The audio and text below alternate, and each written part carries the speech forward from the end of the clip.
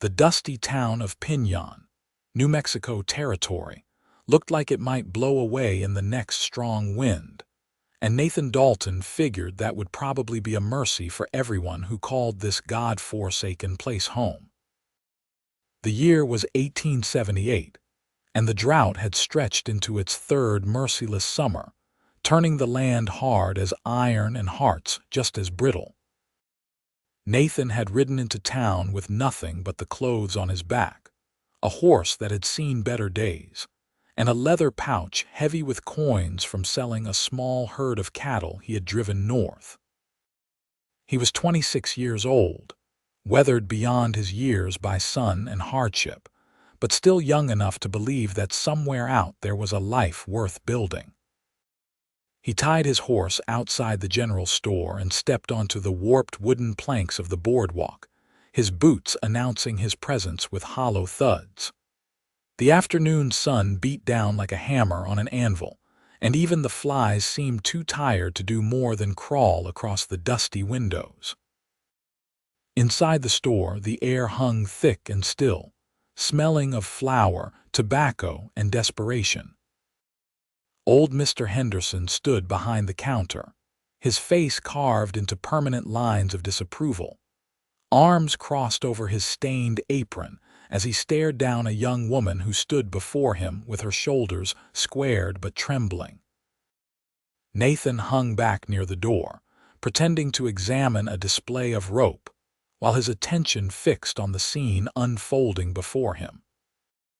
The woman could not have been more than 22 or 23, with auburn hair pulled back in a simple bun that had come partly loose, wisps framing a face that was pale from hunger but still striking. Her dress had been mended so many times the original fabric seemed secondary to the patches, and her hands shook as she held out something small that caught the light streaming through the window.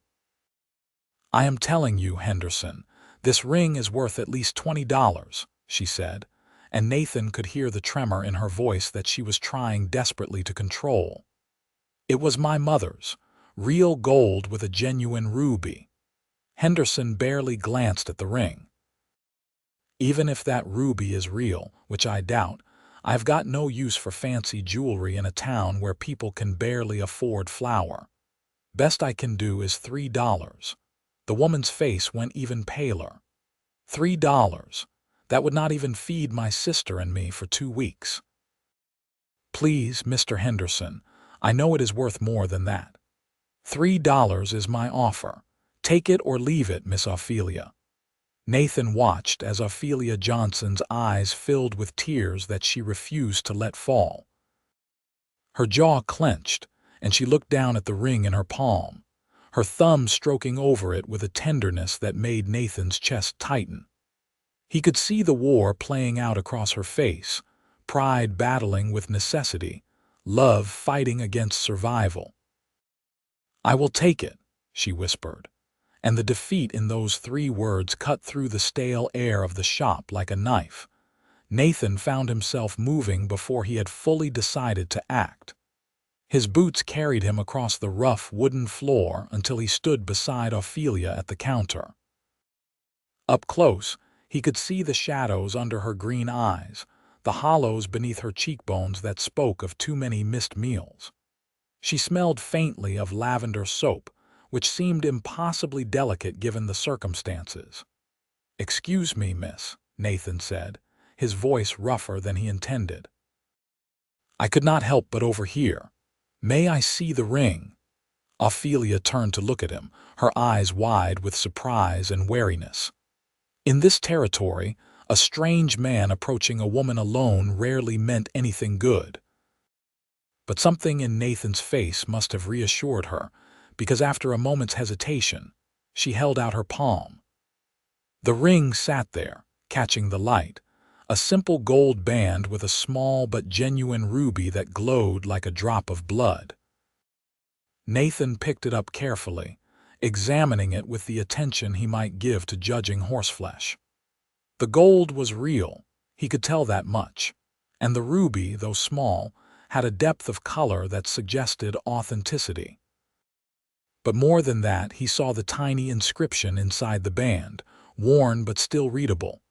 "Eternal Love, 1851. Your mother's?" he asked quietly. Ophelia nodded, not trusting her voice. Nathan looked at Henderson. "I will give you $20 for this ring."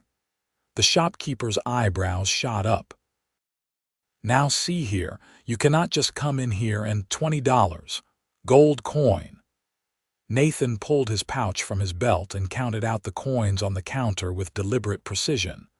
They clinked against the worn wood, each one a small declaration. "The lady said it was worth $20, and I believe her." Ophelia stared at him, her mouth slightly open in shock. "Sir, you do not have to." "Consider it done," Nathan said, pushing the coins toward Henderson before the man could recover enough to argue.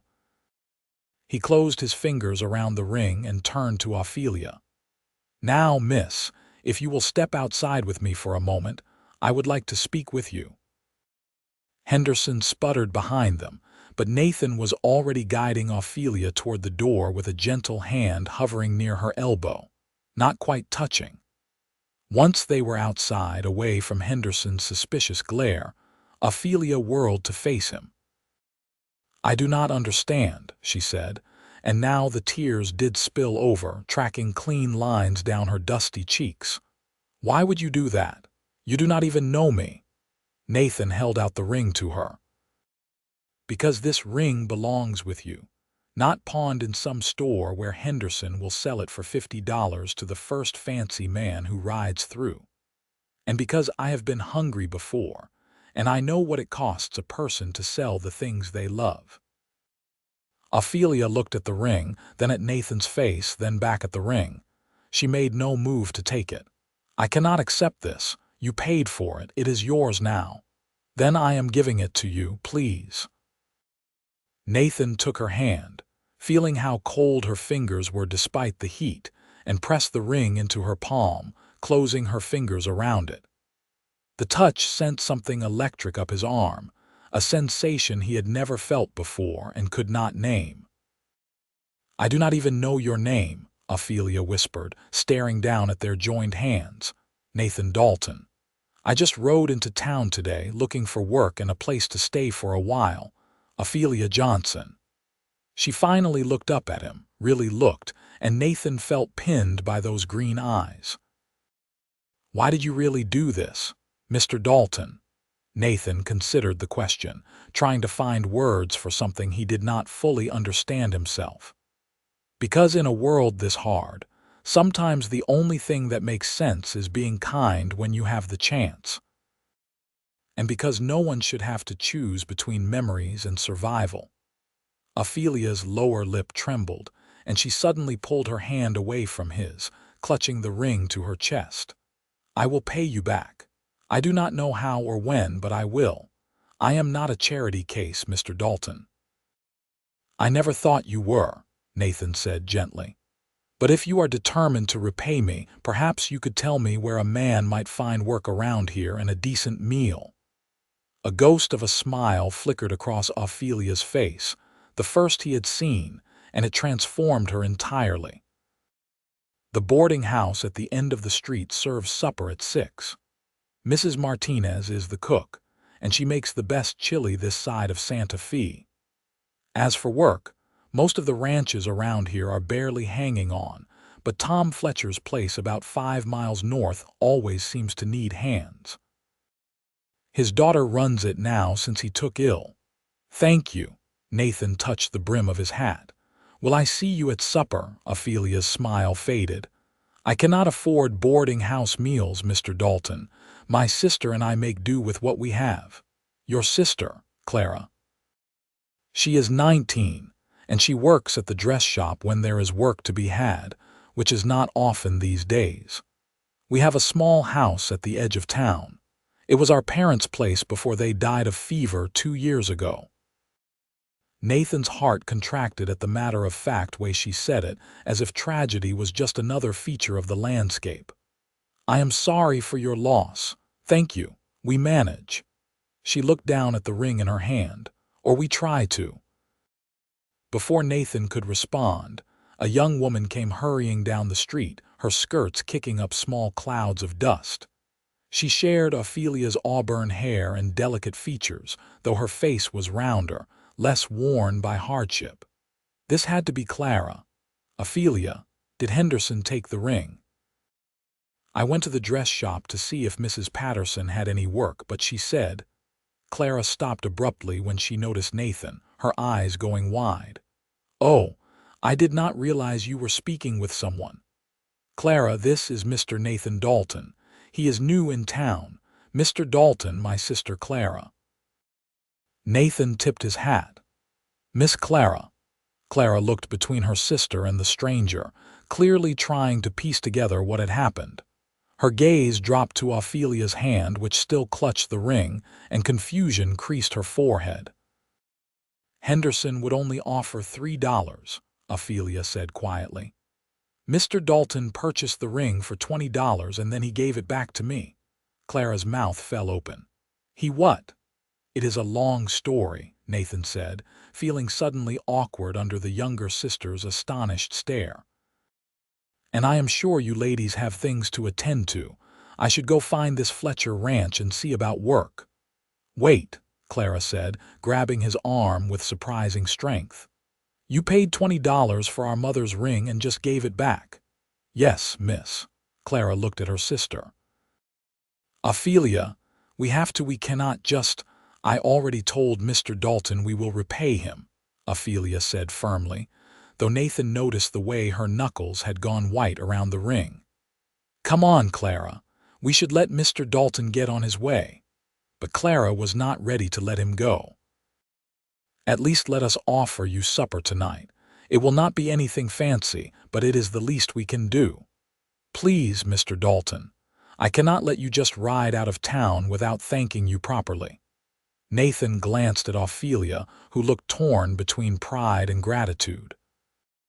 Your sister already told me you cannot afford to feed extra mouths. We have enough for one guest, Clara insisted. We always manage. Besides, after what you did, going hungry for one night would be worth it. Clara, Ophelia's cheeks flushed pink. It is true, and you know it, Clara said to her sister before turning back to Nathan. Please, Mr. Dalton, 7 o'clock.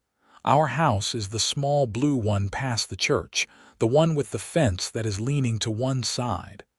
Nathan found himself nodding before he could think better of it.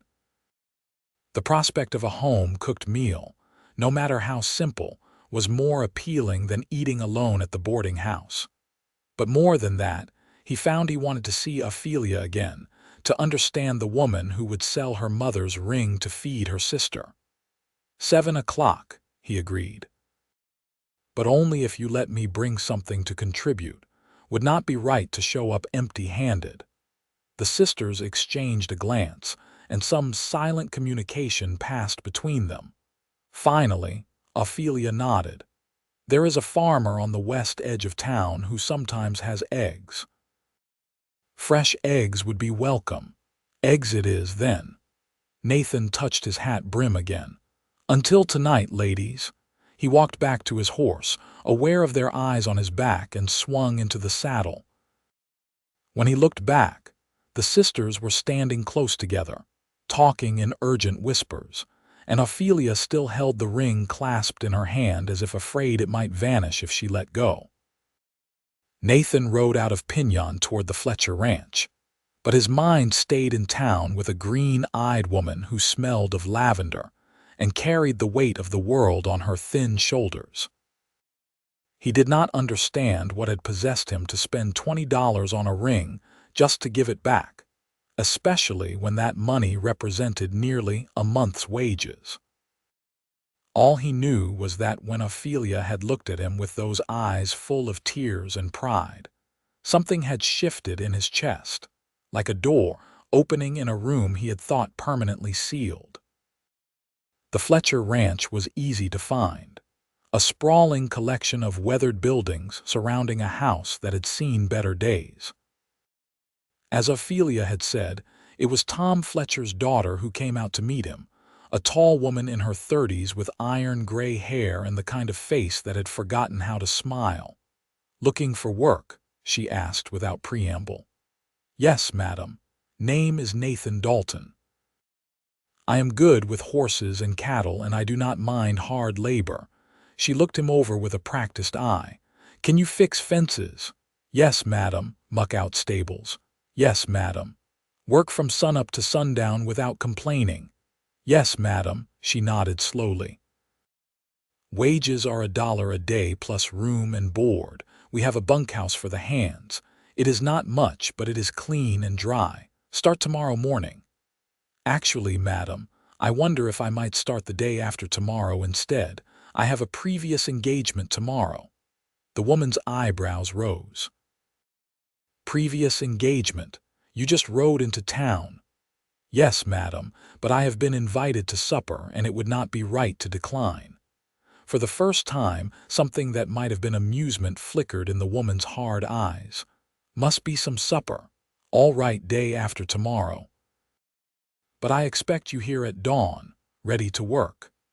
"Yes, madam. Thank you." Nathan rode back toward Piñon as the sun began its slow descent toward the horizon, painting the sky in shades of orange and gold. He found the farmer Ophelia had mentioned and bought a dozen eggs, carefully wrapped in a clean cloth. Then he checked into the boarding house, where the proprietor, a stout woman with kind eyes, showed him to a small but clean room on the second floor. At 6:30, Nathan washed as best he could with the basin and pitcher provided, changed into his spare shirt, which was only marginally cleaner than the one he had been wearing, and headed out with his parcel of eggs. The church was easy to spot, a simple white building with a cross on top that leaned slightly to the left, as if even God was tired in this place. Beyond it, he found the blue house with the leaning fence, and his chest tightened inexplicably at the sight of it. The house was small, probably just 3 or 4 rooms, with peeling paint and a roof that had been patched in several places.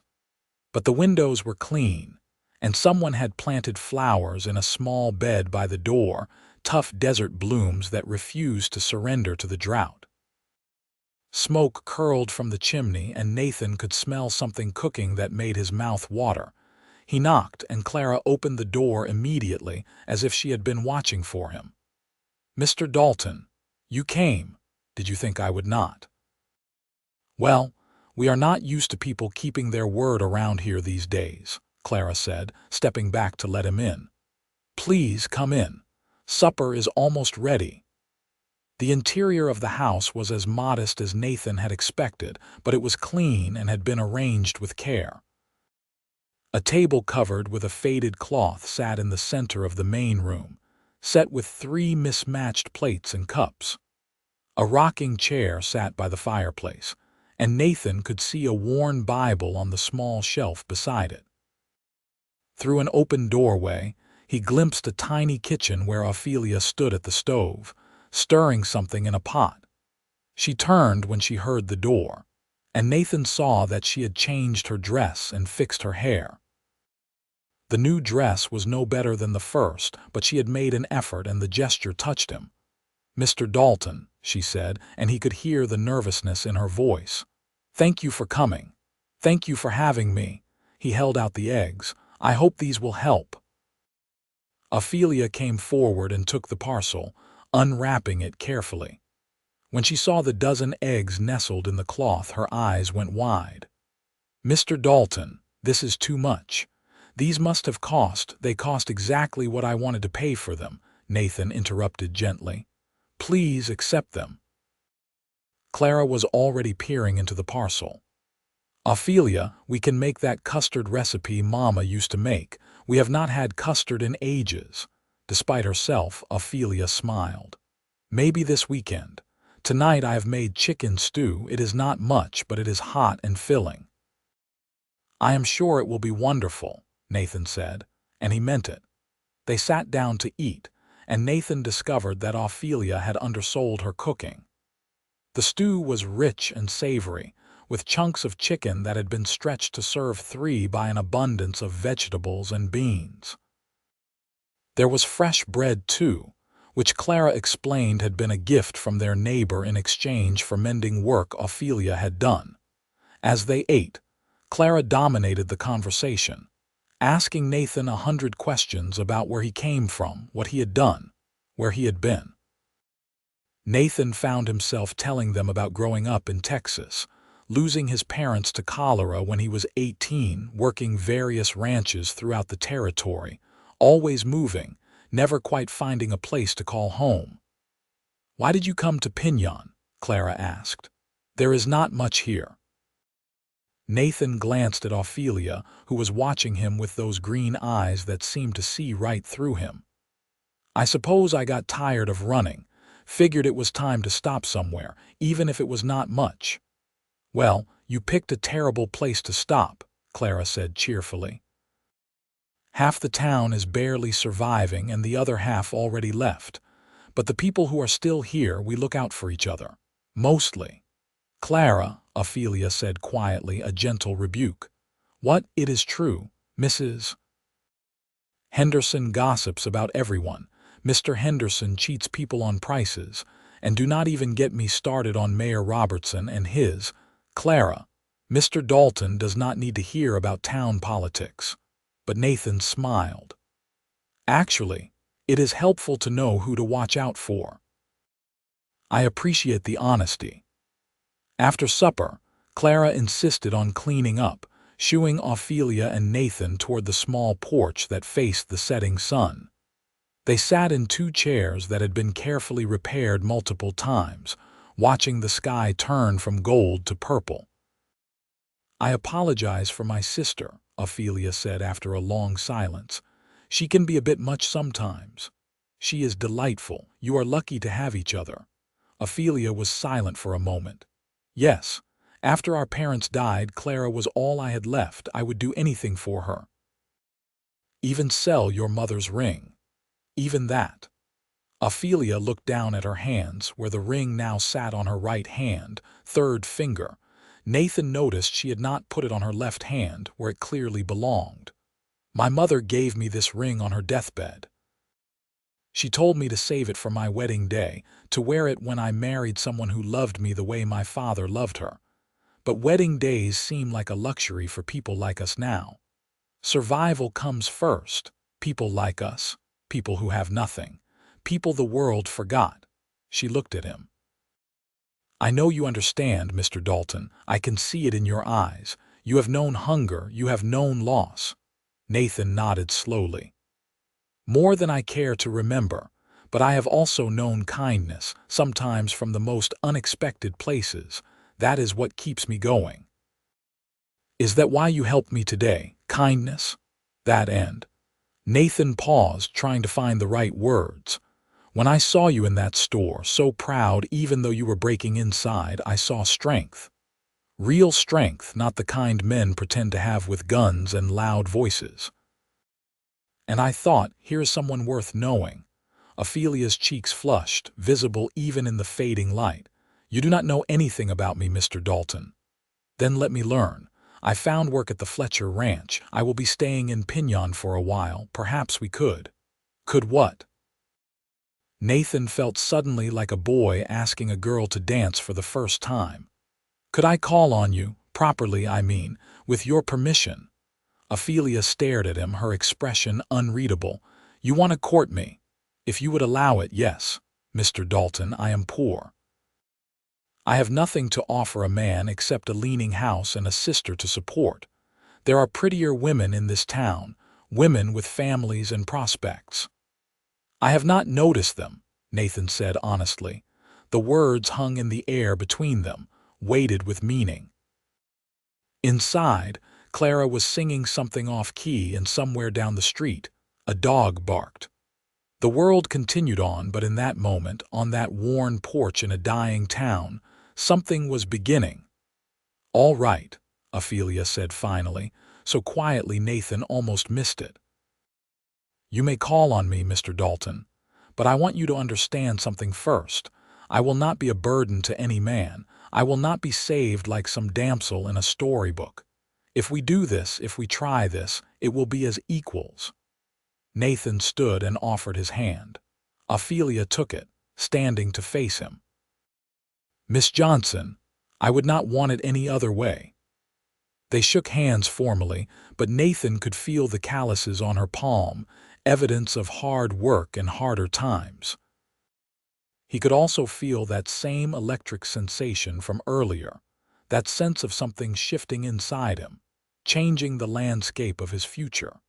When Nathan finally left that night, walking back to the boarding house under a sky full of stars, he felt lighter than he had in years.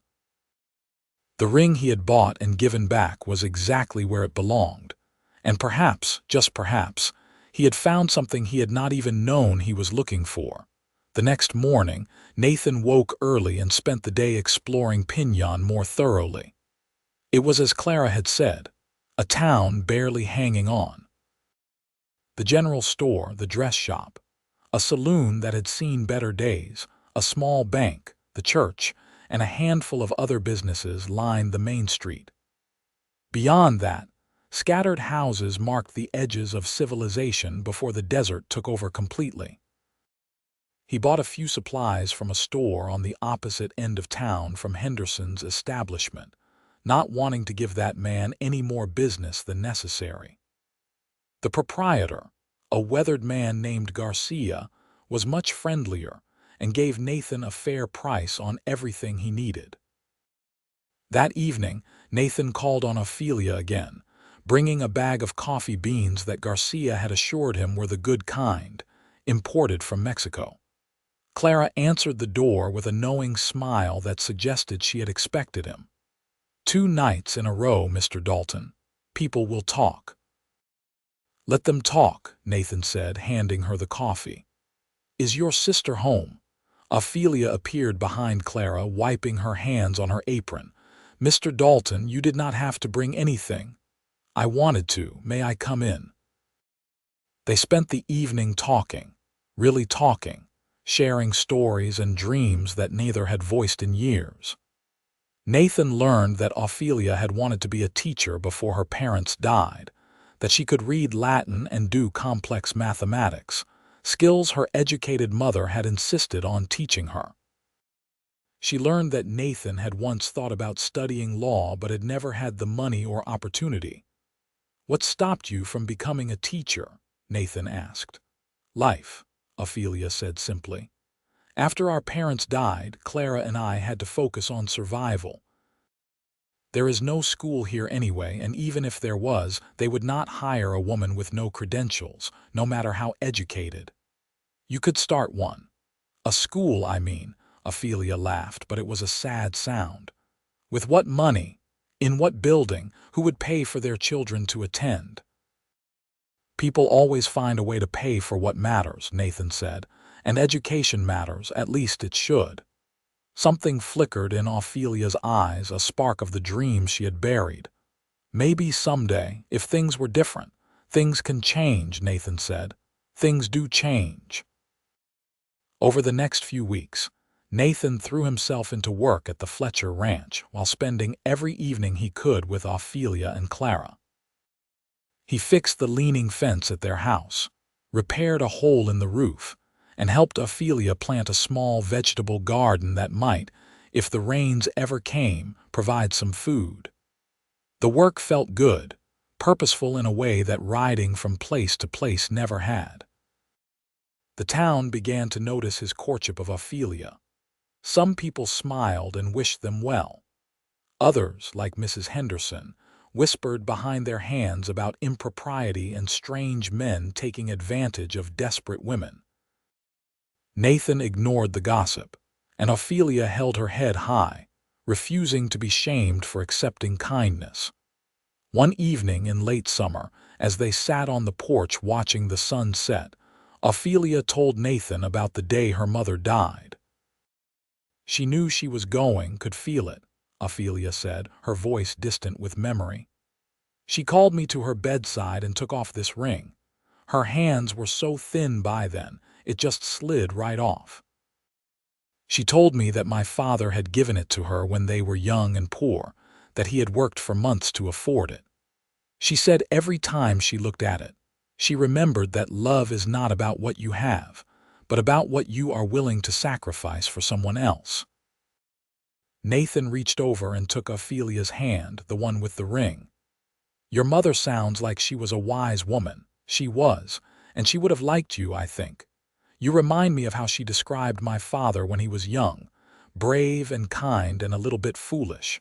Foolish, Ophelia smiled. Only a fool would spend his last $20 on a ring for a stranger. It was not my last $20, Nathan admitted. I had more, but even if it had been, I would do it again. Why, Nathan? Really, why? He had asked himself that question 100 times over the past weeks, and finally he had an answer. Because when I saw you standing there, trying so hard to be strong, I saw the kind of woman I had always hoped to find. The kind of person who does not break, no matter how hard the world pushes. And I thought, if I could do one good thing in my life, helping you keep your mother's ring would be it. Ophelia's eyes filled with tears, but she was smiling. You are a good man, Nathan Dalton. I try to be. With you, I want to be better than I am. They sat in silence, hands intertwined, as the stars began to emerge in the darkening sky. Inside, Clara was humming while she mended a dress, giving them privacy. The night air was finally starting to cool after the brutal heat of the day, and somewhere in the distance, a coyote called to the moon. Nathan, Ophelia said softly, I need to tell you something. What is it? I am falling in love with you.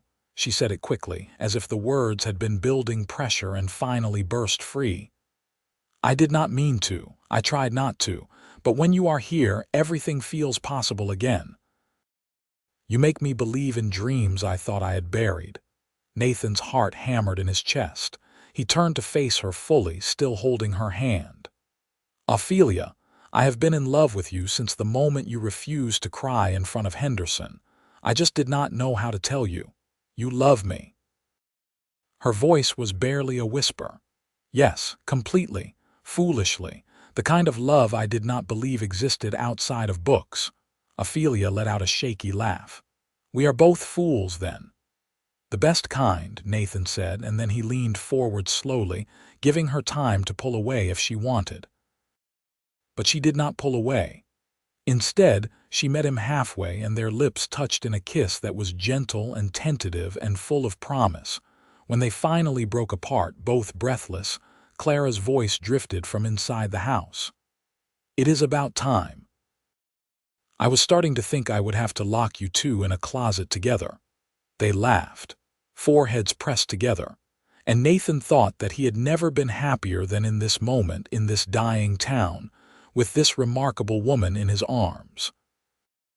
The next few months passed in a blur of work and courtship. Nathan saved every penny he could, already thinking ahead to a future he had never dared imagine before. He wanted to marry Ophelia, wanted to build a life with her, but he knew he needed to prove he could provide for her and Clara. The Fletcher ranch kept him busy, and he quickly became one of their most trusted hands, taking on more responsibilities and earning small bonuses for exceptional work. In October, the rains finally came, breaking the drought in a spectacular storm that lasted 3 days. Ophelia's little garden exploded with growth, and the whole town seemed to breathe easier as the water barrels filled and the dust settled. Nathan stood in the rain on the first night, face turned up to the sky, feeling like the world itself was being baptized into something new. On a Sunday in late November, Nathan rode into Piñon with a plan. He had saved enough money to feel confident about what he wanted to do, and he could not wait any longer. He found Ophelia at the church, where she had been helping Clara clean after the morning service. Ophelia, could I speak with you? He asked. She looked up from sweeping the floor, saw something in his face, and nodded. Of course. Clara, can you finish up here? Clara, who was becoming increasingly adept at reading situations, nodded eagerly. Take your time. Take all the time you need.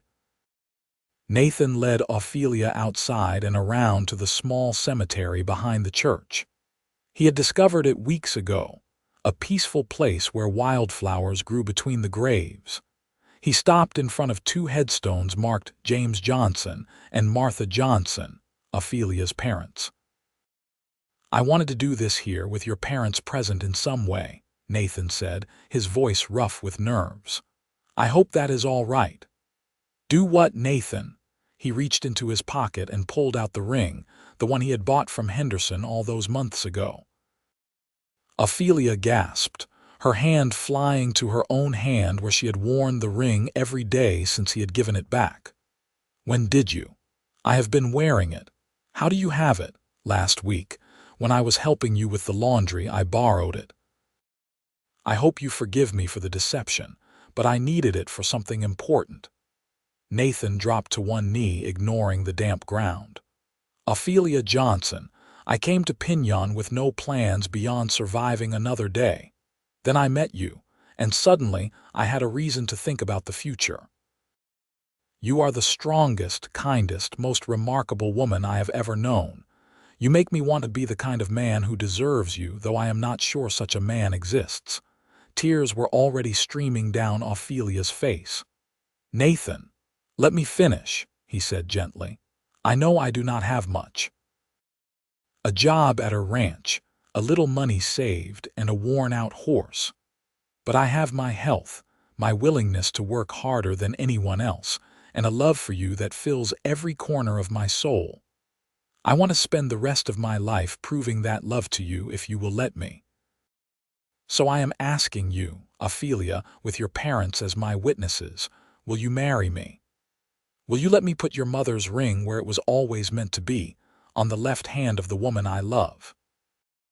Ophelia was openly crying now, but she was also smiling, that beautiful smile that transformed her entire face. Yes. Oh, Nathan, yes. Of course, yes. Nathan stood and slipped the ring onto her left hand, fourth finger where it fit perfectly. Then he pulled her into his arms and kissed her while the November wind swirled around them and the sun broke through the clouds, illuminating the cemetery in golden light. I love you, Ophelia whispered against his lips. I love you so much. I love you too. I promise I will spend every day making sure you never regret saying yes. They walked back to the church hand in hand, and Clara met them at the door. She took one look at their faces, at the ring on Ophelia's left hand, and let out a squeal that probably frightened birds 3 counties over. You proposed, she said yes. Oh, this is wonderful, Clara threw her arms around Nathan. Welcome to the family, Nathan, or well, you will be family soon.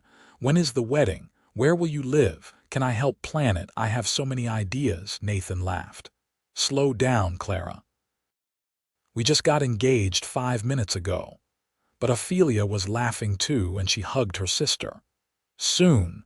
We will marry soon. I do not want a long engagement. Neither do I, Nathan agreed. I have waited long enough to call you my wife. They decided on a wedding for early December, a simple ceremony at the church with the whole town invited.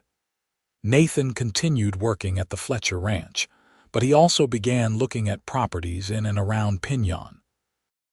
He wanted to give Ophelia and Clara a real home, something better than the blue house with the leaning fence.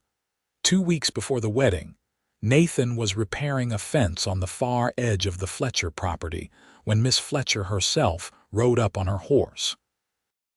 She dismounted and walked over to where he was working, her expression as unreadable as always. Dalton, I hear you are getting married. Yes, madam, 2 weeks from Saturday, she nodded. Good woman, Ophelia Johnson. Her mother was a kind person, helped my father before he got too sick to be helped. You are lucky to have her. I know, madam. Where are you planning to live? Nathan hammered in another nail before answering. We will stay in her house for now until I can afford something better. It is small, but it will do. Miss Fletcher was quiet for a moment. "My father died last week." Nathan stopped hammering and turned to face her, surprised. He had known Tom Fletcher was ill, but he had not realized how close the end was. "I am very sorry, madam. Do not be. He was in pain, and now he is not." She looked out across the land, her expression softening almost imperceptibly. "He left this ranch to me as expected, but it is too big for one woman to run alone, and I am tired, Dalton, tired of fighting the land and the weather and the loneliness."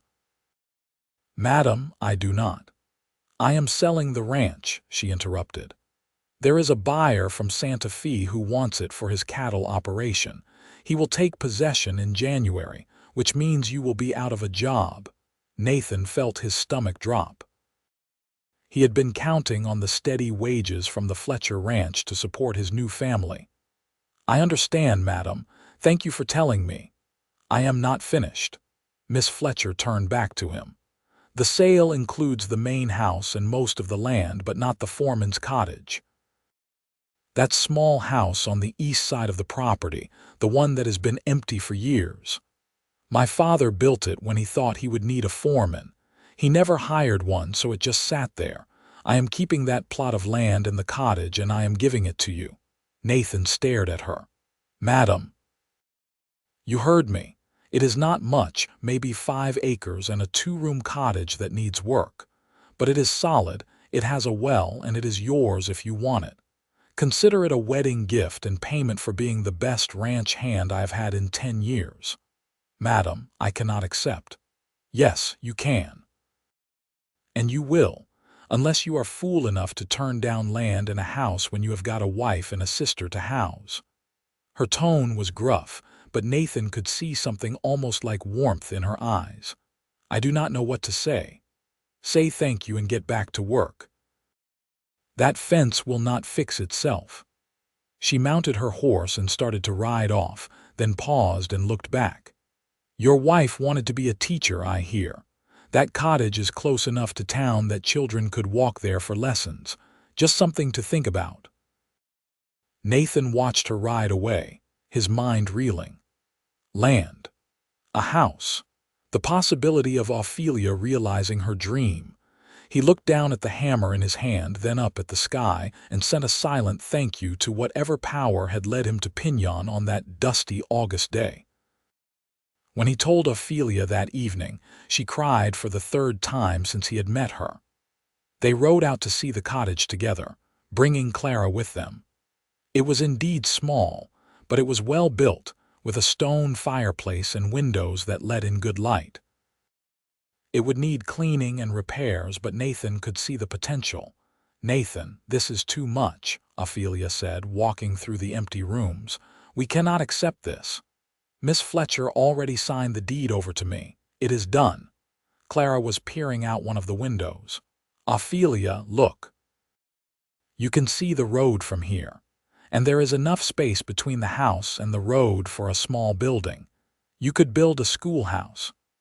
Ophelia joined her sister at the window, and Nathan watched the play of emotions across her face. Hope, fear, excitement, doubt, all cycling through in rapid succession. "A school," she whispered. "I could really teach again." "You could," Nathan said, coming to stand behind her. "We would have to save money to build the schoolhouse, and it would take time to gather students, but yes. You could teach." Ophelia turned and threw her arms around him. "How did I get so lucky? How did you just appear in my life like a miracle?" "I am no miracle. Just a man who saw a woman worth loving and decided to prove it every day." They spent the rest of the afternoon planning, imagining, dreaming out loud about the future they would build together. Nathan would find work at one of the other ranches, or perhaps start a horse trading business. Ophelia would slowly build her school. Clara could continue her mending work and help with the school. They would grow old in this cottage, raise children if they were blessed with them, and make a life that mattered. The wedding day arrived with clear skies and unseasonably warm weather. The church was packed with people, most of whom had come more out of curiosity than anything else, but Nathan did not care. The only person he saw was Ophelia, walking down the aisle in a dress that Clara had stayed up 3 nights altering. It had been their mother's wedding dress, carefully preserved, and on Ophelia it looked perfect. The ceremony was simple, conducted by a traveling preacher who happened to be passing through Piñon. Nathan spoke his vows in a clear voice, promising to love and honor Ophelia for all his days. When it was her turn, Ophelia's voice shook with emotion. "I promise to love you, Nathan Dalton, in good times and in hardship. I promise to stand beside you as your equal and your partner. And I promise that every time I look at this ring, I will remember that love is not about what we have, but what we are willing to sacrifice for each other." When the preacher pronounced them husband and wife, Nathan kissed her with a tenderness that made several of the older women in the congregation dab at their eyes. Then they walked back down the aisle together, hand in hand, Mr. and Mrs. Nathan Dalton, ready to face whatever the future held. The town had organized a small reception in the church hall, with food donated by various families. Mrs. Martinez from the boarding house brought her famous chili. Garcia contributed fresh bread and cheese. Even Henderson, perhaps feeling guilty about how he had treated Ophelia, donated a small cake. It was not fancy, but it was sincere, and Nathan felt touched by the generosity of people who had so little to spare. That night, Nathan carried Ophelia over the threshold of the cottage, which he and several other men from town had spent the past 2 weeks cleaning and repairing. It was sparsely furnished with donations and a few pieces Nathan had bought, but it felt like home in a way nowhere else ever had. Clara was staying at the Blue House for the night, giving the newlyweds privacy. Nathan and Ophelia stood in the center of their new home, holding each other, hardly believing their good fortune. "A year ago, I thought I would die in that Blue House, alone except for Clara," Ophelia said. "I thought all my dreams were dead, and now look at us." "Look at us," Nathan echoed. He took her left hand and kissed the ring. "Your mother was right. This ring represents sacrifice and love. You were willing to sacrifice it to survive, and I could not let that happen. Seems fitting that it came back to you as a symbol of us." "Everything comes full circle," Ophelia said. "You bought it and gave it back as a gift.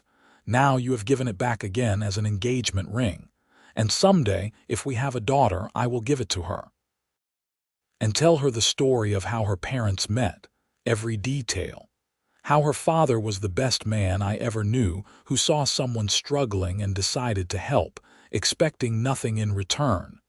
Nathan pulled her close. "I got everything in return. I got you." They made love that night with a tenderness and passion that left them both breathless. Afterward, lying tangled together in their bed, Nathan traced patterns on Ophelia's bare shoulder and thought about how far he had come. From a drifter with no purpose to a husband with a home and a future. All because he had made one impulsive decision in a general store. The next morning, they woke early and began the real work of building a life together. Nathan found work helping at several different ranches around Piñon, earning a reputation as a reliable and skilled hand. Ophelia began quietly teaching a few children whose parents brought them to the cottage, refusing payment from those who could not afford it, and accepting modest fees from those who could. Clara moved into the cottage with them, taking the second room. The 3 of them formed an unusual but happy household, working together to improve the property. Nathan built a small barn for the chickens they bought, and a covered area where Ophelia could teach when the weather was good. The garden flourished, and they canned vegetables for the winter, their cellar slowly filling with jars that represented security. In February, Ophelia told Nathan she was pregnant. He was in the barn feeding the chickens when she came out, her face glowing with a mixture of joy and nervousness. "Nathan, I have news." He set down the feed bucket, his heart already racing. "What is it?" "We are going to have a baby. In August, I think." Nathan let out a whoop of joy that startled the chickens into a flurry of squawking. He picked Ophelia up and spun her around, then immediately set her down gently, afraid he had been too rough. "A baby, we are having a baby. Are you happy?" "Happy, Ophelia, I am beyond happy. I am." He could not find words, so he kissed her instead, pouring all his joy and love and gratitude into that kiss. The pregnancy was not easy. Ophelia suffered from terrible sickness in the early months, and as summer approached, the heat made her swollen and uncomfortable. But she never complained, teaching her students until a week before the baby came, determined to give them the education they deserved. Nathan hovered over her constantly, driving her crazy with his concern. Clara finally kicked him out of the house one afternoon, telling him to go chop wood or something useful instead of pestering Ophelia with questions about how she felt. "I am fine, Nathan," Ophelia assured him for the 100th time. "Women have been doing this since the beginning of time. I am strong and our baby is strong. Everything will be fine." In mid-August, on a night when the heat lay thick as a blanket over the land, Ophelia's labor began. Nathan rode like mad to fetch Mrs. Martinez, who had delivered half the babies in Piñon, while Clara stayed with Ophelia, holding her hand and speaking soothing words. The labor lasted through the night and into the next day. Nathan paced outside the bedroom, wearing a path in the floor, while Clara and Mrs. Martinez worked inside. Every cry from Ophelia cut through him like a knife, making him feel helpless and terrified. Finally, as the sun reached its zenith, a new sound joined the chorus. A baby's cry, thin and wavering but healthy. Nathan froze, his heart pounding so hard he thought it might burst from his chest. Mrs. Martinez opened the door, her face tired but smiling. "You have a son, Mr. Dalton. A healthy baby boy." Nathan pushed past her into the room. Ophelia lay in the bed, her hair plastered to her forehead with sweat, her face pale with exhaustion. But she was smiling as she held a small bundle wrapped in a clean cloth. When she saw Nathan, her smile grew even wider. "Come meet your son," she said softly. Nathan approached the bed on shaking legs. He looked down at the bundle in Ophelia's arms and saw a tiny red face, eyes squeezed shut, mouth working soundlessly. The baby had a shock of dark hair and hands no bigger than walnuts that waved in the air. "He is perfect," Nathan whispered, afraid to speak louder and break the spell of the moment. "Can I hold him?" Ophelia carefully transferred the baby to Nathan's arms, guiding him on how to support the head. Nathan looked down at his son and felt something crack open inside him, some last wall he had built around his heart to protect himself from the pain of loss. This tiny person, this miracle, had broken through every defense. "What should we name him?" Ophelia asked. They had discussed names but never settled on one. Now, holding his son, Nathan thought about all the people who had helped bring him to this moment.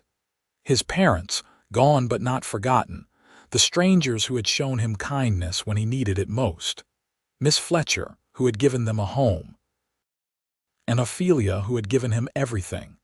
"James," Nathan said, "after your father, James Thomas Dalton, if that is all right with you." Tears spilled down Ophelia's cheeks. "That is more than all right, that is perfect." Little James Thomas Dalton was a fussy baby who kept them up at all hours, but neither Nathan nor Ophelia minded. They took turns walking him around the cottage, singing lullabies that were more enthusiasm than talent. Clara doted on her nephew, spending hours rocking him and telling him stories about his grandparents, who she promised were watching over him from heaven.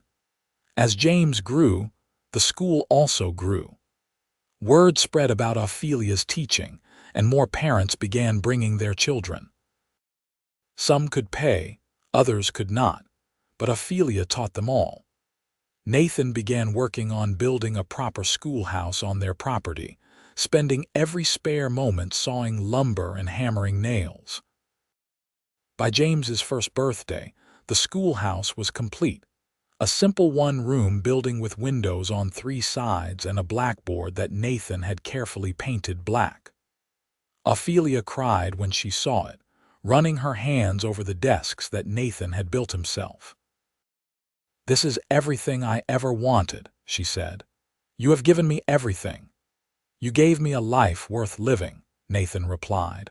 "A schoolhouse is the least I can do in return." The school officially opened in September of 1881, with 15 students ranging from age 5 to 14. Ophelia taught reading, writing, arithmetic, history, and science, often using materials she created herself when they could not afford proper books. The children loved her, and their parents were grateful beyond measure.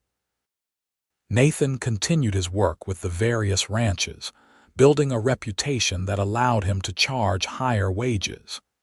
He began saving money again, this time with the goal of buying horses to start his own trading business.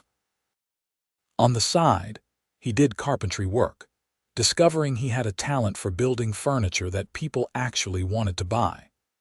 One evening in October, as they sat on the porch watching James toddle around the yard, chasing chickens with Clara's supervision, Ophelia leaned her head on Nathan's shoulder. "Do you ever regret it?" she asked.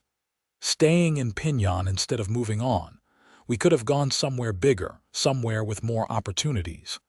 Nathan was quiet for a moment, considering. "No, I do not regret a single day. This town needed us and we needed it. Everything I care about is right here. Even though it is hard, even though we struggle sometimes, especially then. Easy things are not worth having. We worked for this life, Ophelia. We built it from nothing, and that makes it precious." He kissed the top of her head. "Besides, I would live in a desert tent if it meant waking up next to you every morning," Ophelia laughed. "You are too sentimental, Nathan Dalton. And you love me for it. I do, more than you will ever know." They sat in comfortable silence, watching the sun paint the sky in impossible colors. James shrieked with laughter as he finally caught a chicken, which immediately pecked at his hand, making him drop it in surprise. Clara scooped him up, tickling him until his indignant cries turned back to laughter. "I think I am pregnant again," Ophelia said suddenly. Nathan sat up straight, turning to look at her. "Are you certain?" "Fairly certain. It feels the same as it did with James."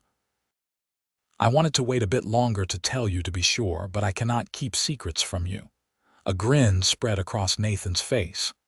"Another baby, Ophelia, that is wonderful. You are not worried. We barely have enough room as it is. We will make room. We will make it work. We always do." Nathan put his hand on her still flat stomach. "Boy or girl, this child will be as loved as James, as loved as you." This pregnancy was easier than the first, perhaps because Ophelia knew what to expect. She taught through most of it, only taking a break in the final weeks. In April of 1882, she gave birth to a daughter they named Martha, after Ophelia's mother. Martha had her mother's green eyes and her father's dark hair, and from the moment she entered the world, she had a stubborn streak that suggested she would never let anyone push her around. Nathan built an addition onto the cottage, giving them 2 more rooms. One became a bedroom for James and eventually Martha. The other became Clara's private space, though she protested that she did not need her own room. "You deserve privacy," Ophelia insisted. "You have sacrificed so much to help us, Clara. Please, let us do this for you." Clara finally agreed, and Nathan caught her crying happy tears as she arranged her few possessions in the new room. The years rolled by, marked by the changing seasons and the growth of their children. James started attending his mother's school, proving to be a bright student with a particular love for mathematics. Martha was barely 2 when she toddled into the schoolhouse and refused to leave, insisting she was old enough to learn too. Ophelia finally gave up trying to keep her out and let her sit in on lessons, where Martha absorbed information like a sponge. Nathan's horse trading business grew slowly but steadily. He earned a reputation for honesty, always representing his animals fairly and treating customers with respect. It was not a fortune, but it was steady income that allowed them to save a little, to improve their home, to occasionally splurge on luxuries like store-bought candy for the children or a new dress for Ophelia. In 1885, when James was 7 and Martha was 3, Clara announced that she was engaged. The man was a shopkeeper from Santa Fe who had come through Piñon on business and been immediately smitten with the auburn-haired beauty he met at the general store. They had corresponded for months, and he had finally asked for her hand in marriage. "I am so happy for you," Ophelia said, hugging her sister tightly, "but I will miss you terribly." "Santa Fe is not so far," Clara said. "We will visit often, and you have Nathan and the children. You do not need me anymore. We will always need you," Nathan said. "You are family, Clara. You always will be." The wedding was in June, a grand affair by Piñon standards. Clara's fiancé, a kind man named Robert Stevens, had rented the church hall and brought food from Santa Fe. The whole town attended, celebrating not just the wedding but Clara's happiness after years of struggle. As Nathan danced with Ophelia at the reception, he thought about how different his life was from what he had imagined. 7 years ago, he had been a drifter with no purpose. Now he had a wife he adored, 2 beautiful children, a successful business, and a place to call home. All because he had seen a woman selling her mother's ring and decided to do something about it. "What are you thinking about?" Ophelia asked, following his gaze to where Clara was laughing with her new husband. About that day in Henderson's store, how one decision changed everything. Ophelia looked up at him, her eyes soft with love. "That day changed my life too. I thought I had lost everything when I walked into that store. Instead, I found everything I did not know I needed. I love you, Ophelia Dalton. I will love you until the day I die and beyond. And I love you, Nathan, my hero, my husband, my home." They kissed, and around them the party continued. The children ran wild, drunk on cake and excitement. The adults laughed and danced and celebrated love in all its forms. And in the center of it all, Nathan and Ophelia held each other close, grateful for every twist of fate that had brought them together. The next decade brought both joys and sorrows. Ophelia's school continued to grow, eventually requiring Nathan to build another addition to accommodate all the students. He hired a carpenter from Santa Fe to help, and together they created a beautiful 2-room schoolhouse with real glass windows and a bell in a small tower that Ophelia rang to start each day. In 1887, Ophelia gave birth to twin girls, Eleanor and Alice, who kept the household in constant chaos with their boundless energy and uncanny ability to get into trouble. James, now 10, took his role as big brother seriously, watching over all his sisters with a protectiveness that reminded Nathan of himself. Martha, at 5, had already taught herself to read beyond what Ophelia had taught her and spent hours poring over any book she could find. Nathan joked that they would have to build a library at the rate she was going through books. In 1889, tragedy struck when a fever swept through Piñon. Many people fell ill, including James. Nathan and Ophelia took turns sitting by his bedside, bathing him with cool water and praying to every deity they could name. For 3 days, The boy burned with fever, his skin hot enough to frighten them both. On the third night, Nathan sat alone with his son while Ophelia tended to the girls. He held James's hand and talked to him, telling him stories about his grandparents, about the day Nathan first met Ophelia, about all the things they would do together when James recovered. "You have to get better, son," Nathan whispered. "Your mama needs you. Your sisters need you. I need you. Please, James, please fight this." Whether it was the fever breaking naturally or some power responding to a father's prayer, James's temperature began to drop that night.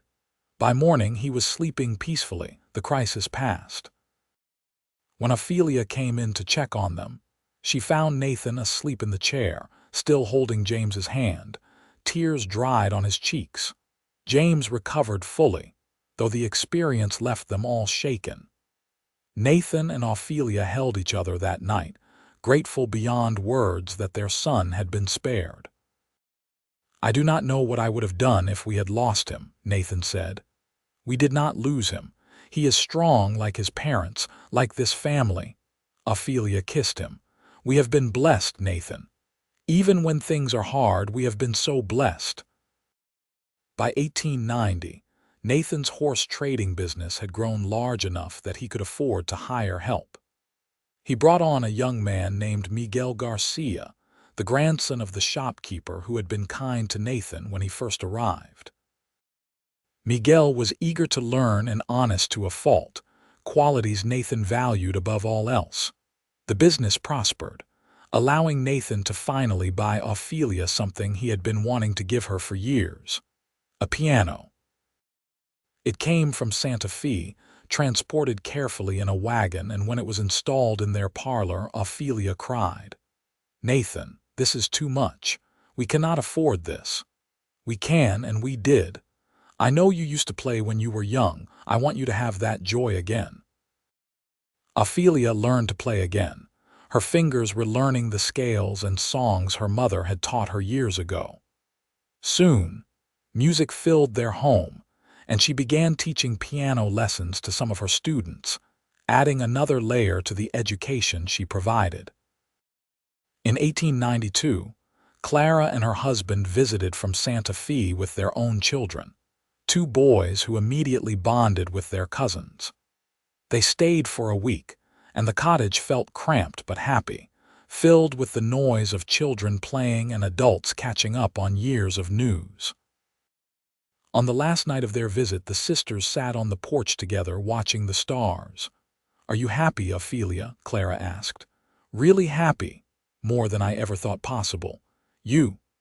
"Yes, very much, but I will confess, sometimes I am jealous of what you and Nathan have.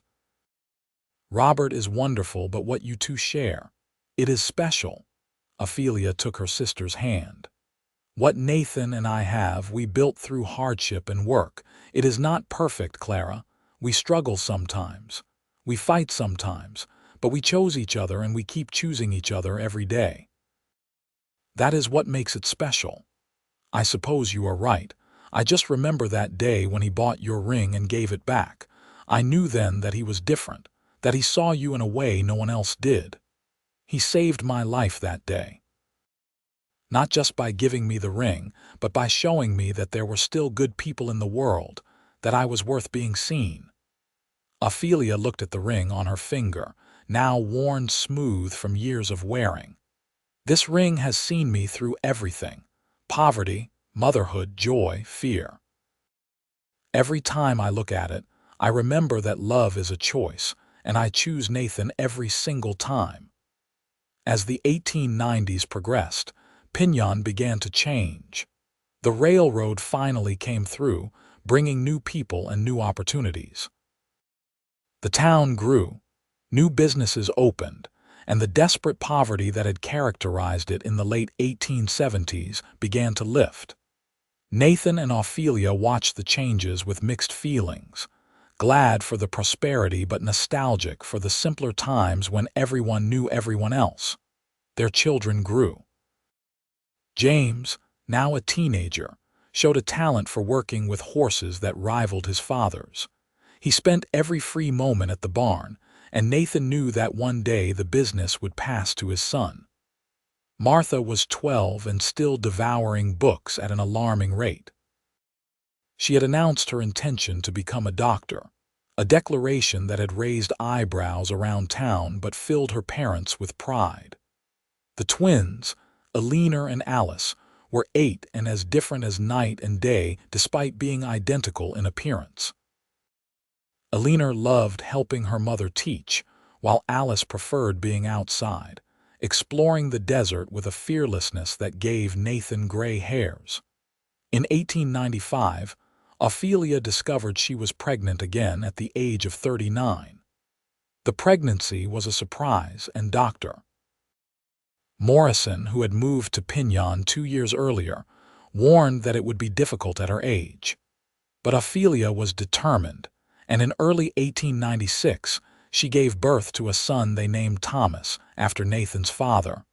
The birth was hard, leaving Ophelia weak for months afterward. Nathan took over more of the household duties, learning to cook and clean and care for the children in ways he had not needed to before. He discovered he was terrible at cooking but adequate at everything else, and the children learned to pitch in more, the older ones helping with the younger. Martha, at 14, proved especially capable, managing the household with an efficiency that impressed even Ophelia. "You would make a wonderful doctor," Ophelia told her daughter, "but you would also make a wonderful anything you choose to be." As Ophelia recovered, Nathan found himself reflecting on their life together. They had been married for 17 years, together for 18. They had weathered poverty, illness, the challenges of raising children, and the changes that came with age. Through it all, they had held fast to each other. One evening, after the children were in bed and baby Thomas was sleeping in his cradle, Nathan found Ophelia sitting on the porch, looking out at the stars. "May I join you?" he asked. "You never have to ask." Nathan sat beside her and took her hand. "I was thinking today about the first time I saw you, how beautiful you were, even worn down by hunger and hardship, how brave you were, trying not to cry in front of Henderson." "I was terrified," Ophelia admitted. "Selling that ring felt like selling a piece of my soul. And then you appeared, this stranger who saw me struggling and decided to help. I thought you were crazy." Nathan laughed. "Maybe I was. Maybe I am. All I know is that buying that ring and giving it back to you was the sanest thing I ever did. Everything good in my life came from that choice." Ophelia leaned against him. "Do you know what I thought when you first gave the ring back? I thought, this man does not know me, but he sees me. Really sees me. Not just a poor woman in a patched dress, but a person with dreams and worth. You made me feel valuable when I felt worthless. You were never worthless. You were a treasure I was lucky enough to find." They sat in silence for a while, comfortable in each other's presence. Finally, Ophelia spoke again. "Nathan, I need to tell you something. Dr. Morrison says I should not have any more children. The birth with Thomas was too difficult. My body cannot handle it again." Nathan's chest tightened. He had suspected as much, had seen how long it took Ophelia to recover. "Then we will not have any more children. We have 5 beautiful blessings." "That is more than enough. You are not disappointed. I know you always wanted a large family. I wanted you. Everything else is extra. As long as you are healthy and with me, I have everything I need." He kissed her forehead. "Promise me you will take care of yourself, Ophelia. I cannot lose you." "I promise. I have too much to live for to go anywhere." The turn of the century came, bringing with it a sense of new beginnings. James was now 22 and had taken over most of the day-to-day operations of the horse trading business, allowing Nathan to step back a bit. He had also begun courting a young woman named Sarah, the daughter of the new bank manager, and Nathan suspected an engagement was not far off. Martha was 17 and had been accepted to a medical college in Boston, a remarkable achievement for a young woman from a small New Mexico town. The whole family was bursting with pride, though Ophelia cried at the thought of her daughter being so far away. The twins were 13 and had developed their own distinct personalities and interests. Eleanor was training to be a teacher, following in her mother's footsteps, while Alice talked constantly about becoming a rancher, much to the amusement of the family. Little Thomas was 4, a happy boy who adored his older siblings and followed them everywhere, trying to keep up with their longer legs and bigger adventures. On a warm June evening in 1900, Nathan and Ophelia celebrated their 22nd wedding anniversary. The children had organized a surprise party, decorating the house and preparing a feast with help from Mrs. Martinez. Clara and her family came down from Santa Fe. Miguel and his wife attended, along with what seemed like half of Piñon. As Nathan and Ophelia stood in the center of their home, surrounded by family and friends, Nathan felt overwhelmed with gratitude. This life, this beautiful, chaotic, full life, had started with one act of kindness in a dusty general store. He had bought a ring and given it back, never imagining where that choice would lead. Speech. Someone called out and others picked up the chant. Speech, speech. Nathan looked at Ophelia, who nodded encouragingly. He cleared his throat, suddenly nervous despite being surrounded by people who loved him. "I am not good with words," he began. "Never have been. But I want to say something about this woman beside me, my wife, the mother of my children, the love of my life." He took Ophelia's hand, feeling the ring beneath his fingers. 22 years ago, I rode into Piñon with no plans and no purpose. I saw a woman selling her mother's ring because she was desperate to feed her sister. I bought that ring and gave it back to her, and people thought I was crazy. Maybe I was. Laughter rippled through the crowd. But that choice, that one impulsive decision, gave me everything. Ophelia gave me a home, a family, a reason to wake up every morning and try to be better than I was the day before. She taught me that love is not about grand gestures or perfect moments. It is about choosing someone every day, even when things are hard, especially when things are hard. Nathan's voice cracked, and he paused to collect himself. Ophelia squeezed his hand. "So on this anniversary, I want to thank my wife for choosing me, for seeing something in a dusty drifter that was worth loving. And I want to promise her, in front of all these witnesses, that I will spend every remaining day I have proving that her choice was right. I love you, Ophelia Dalton. Today, tomorrow, and forever." There was not a dry eye in the house. Ophelia threw her arms around Nathan, and they held each other while their children and friends applauded. When they finally broke apart, Ophelia was crying and laughing at the same time. "Nathan Dalton, you said you were not good with words, but that was beautiful. I love you so much. And I promise you the same thing. Every day I choose you. Every day I am grateful for that August afternoon when you walked into Henderson's store and changed my life." The party continued late into the night, with music and dancing and so much laughter that the walls seemed to shake with joy. Nathan danced with his wife, with his daughters, with Clara, with all the women who had shaped his life. And as he watched his family celebrating, he thought about how strange and wonderful life could be, all because he had bought a ring and given it back. The next few years brought the natural progressions of life. James married Sarah in 1901, and by 1903 they had given Nathan and Ophelia their first grandchild, a girl named Lily. Martha finished medical school and returned to New Mexico to practice, though she settled in Albuquerque rather than Piñon, wanting to be close but also independent. The twins graduated from Ophelia's school, with Eleanor immediately beginning to teach alongside her mother while Alice convinced Nathan to let her work with the horses. She proved to have a natural gift. gentling even the most stubborn animals with patience and understanding. Thomas grew into a serious boy who loved books as much as Martha had, spending hours in the small library Nathan had built onto the house. He talked about becoming a lawyer, and Nathan had no doubt he would achieve whatever he set his mind to. In 1905, Nathan turned 52 and Ophelia turned 49. They were both grayer now, with lines around their eyes and a slowness to their movements that had not been there before.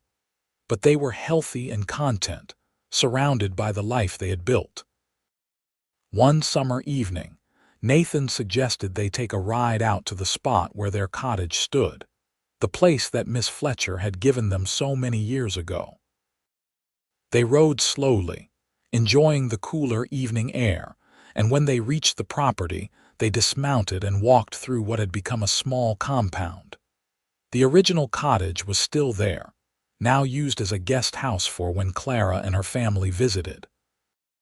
The main house, which Nathan had built over the years, stood nearby, large enough to accommodate their growing family. The schoolhouse, now expanded twice, sat a bit apart, with a bell tower and a sign that read Johnson School in honor of Ophelia's parents. "We did it," Nathan said, looking around at everything they had created. "We built something real, something that will last." "We did," Ophelia agreed, "and none of it would exist if you had not bought a ring one day and given it back to a desperate woman." Nathan turned to face his wife. The setting sun caught her hair, turning the gray strands to silver, and he thought she was more beautiful now than she had been at 23. The years had added character to her face, had deepened her eyes with wisdom and compassion. "I have something for you," he said, reaching into his pocket. "Nathan, it is not my birthday or our anniversary. You do not need to give me anything." "I wanted to." He pulled out a small, wrapped package and handed it to her. "Open it." Ophelia unwrapped the package carefully, revealing a velvet box. Inside was a delicate gold necklace with a small ruby pendant. "Nathan, this is beautiful, but why?" "Because that ring you wear has been through everything with us. It has seen hard times and good times, poverty and plenty. I thought it deserved a companion, something new to celebrate what we have built together." Tears filled Ophelia's eyes as Nathan fastened the necklace around her throat. The ruby pendant nestled just below her collarbone, catching the light. "I do not know what I did to deserve you," she whispered. "You survived. You stayed strong. You opened your heart to a stranger who had nothing to offer but hope." Nathan cupped her face in his hands. "And you have loved me every day since, even when I did not deserve it. You always deserved it."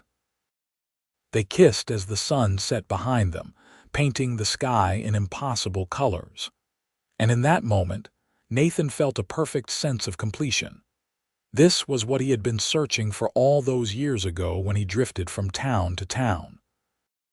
Not wealth or fame or adventure, but this.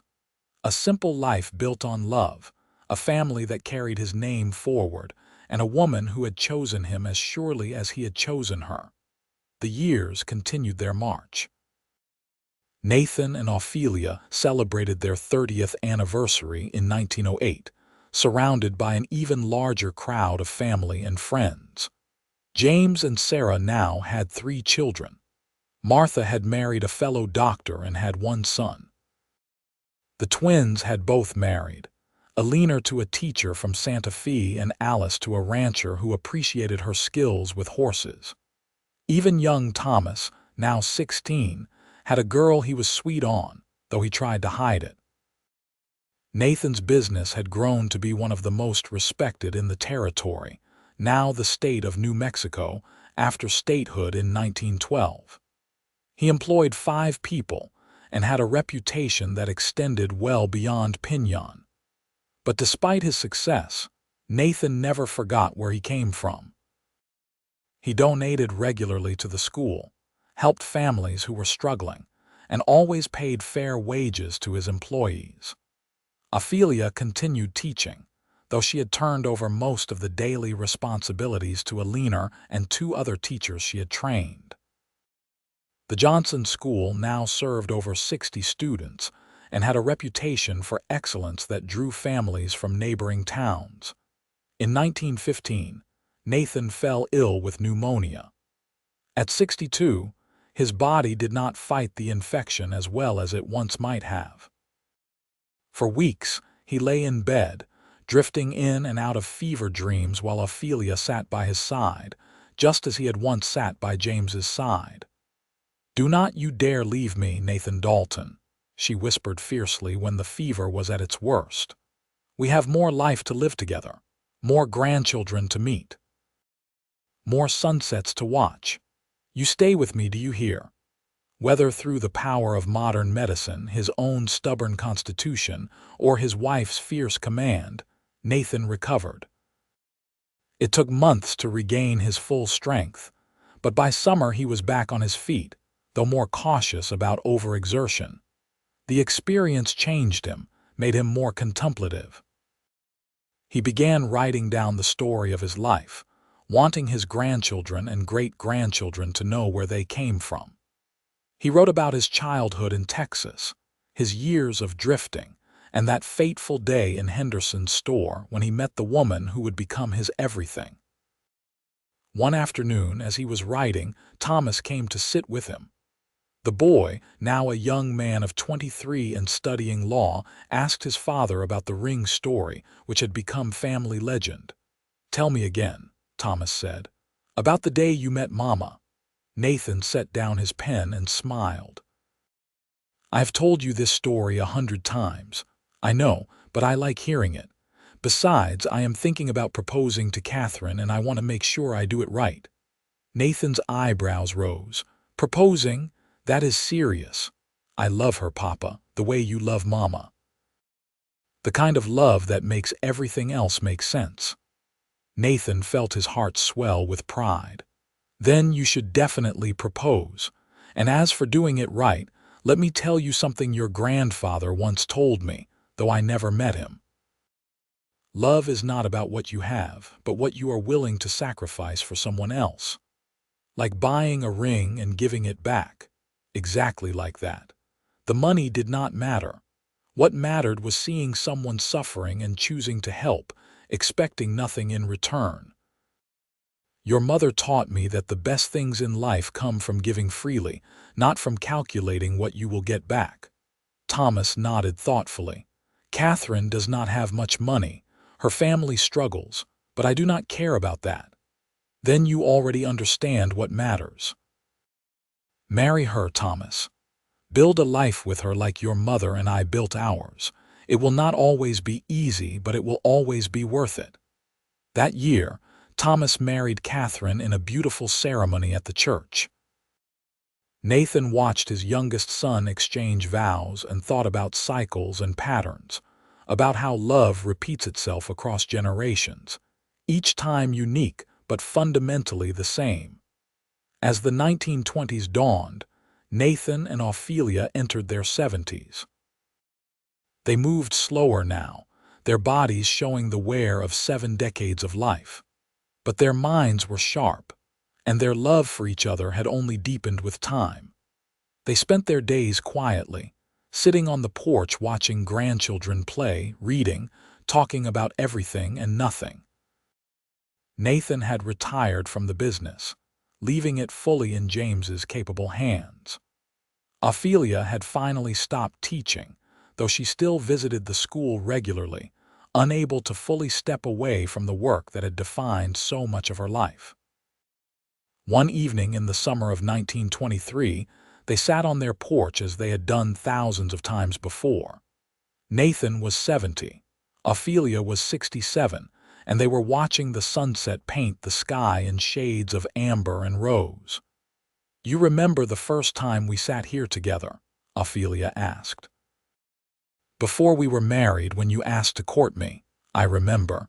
You told me you would not be saved like some damsel in a storybook, and you said you would not want it any other way." Ophelia smiled. "I was so scared that night. Scared to hope, scared to believe that something good could happen to me. But you took the chance anyway.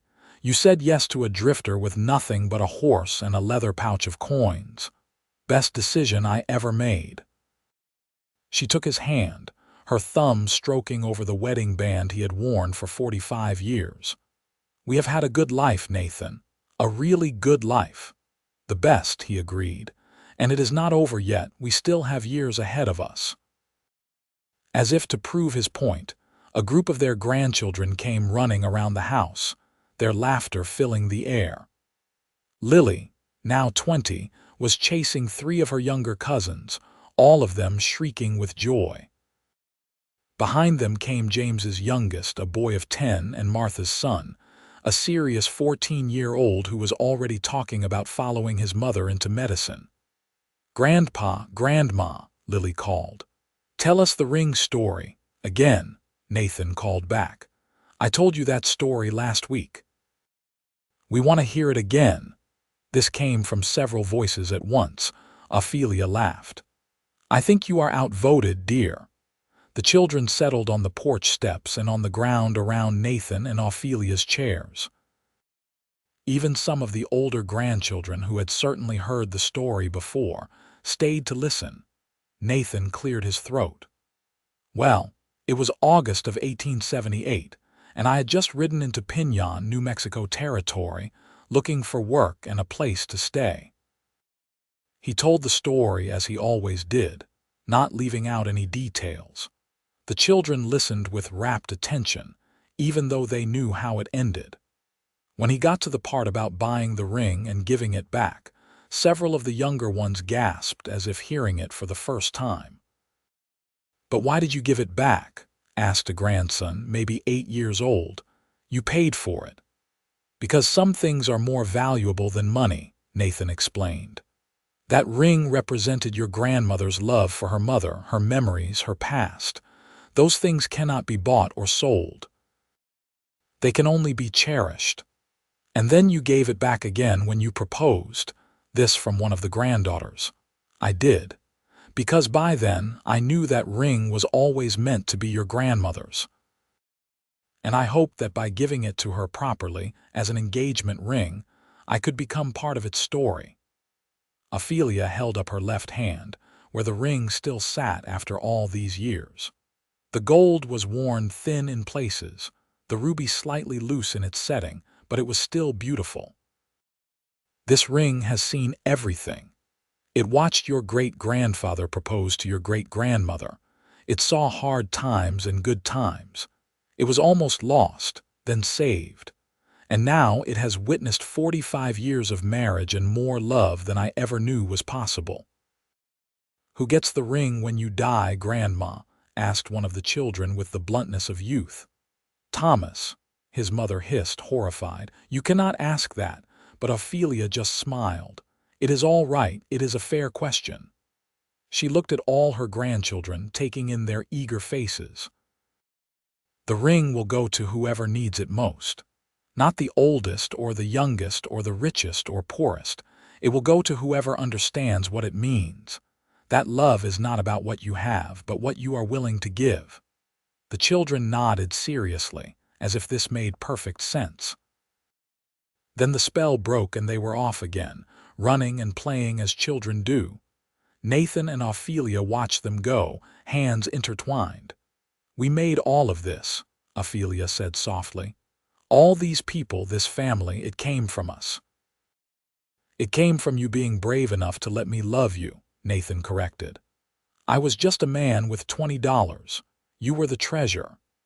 In 1925, Nathan suffered a stroke that left his left side partially paralyzed. The doctors told Ophelia to prepare for the worst, but Nathan defied expectations once again, working tirelessly with Martha's help to regain function. He would never be quite the same, but within a year he could walk with a cane and had regained most use of his arm. "You cannot get rid of me that easily," he told Ophelia with a lopsided smile. "I promised you forever, and I mean to keep that promise." Ophelia, who had been terrified during those first days after the stroke, held him tight. Forever is not long enough. They celebrated their 50th wedding anniversary in December 1927. The party was enormous, with family coming from all over New Mexico and beyond. Clara, now 66 herself, made the trip from Santa Fe with her children and grandchildren. All 5 of Nathan and Ophelia's children were there with their spouses and children. The house could not hold everyone, so they rented the church hall, the same place where they had held their simple reception 5 decades earlier. Mayor Douglas, who had been elected on a platform of honoring Piñon's history, gave a speech about how Nathan and Ophelia represented the best of what the town stood for: perseverance, kindness, and love. He presented them with a proclamation declaring December 3rd as Dalton Family Day in Piñon, which made both Nathan and Ophelia laugh through their tears. When it was Nathan's turn to speak, he stood slowly, leaning on his cane. Ophelia stood with him, her hand on his arm, steadying him. 50 years, Nathan began, his voice not as strong as it once was but still clear. Half a century since I walked into a general store and saw a woman trying not to cry as she sold her most precious possession. I could not let that happen.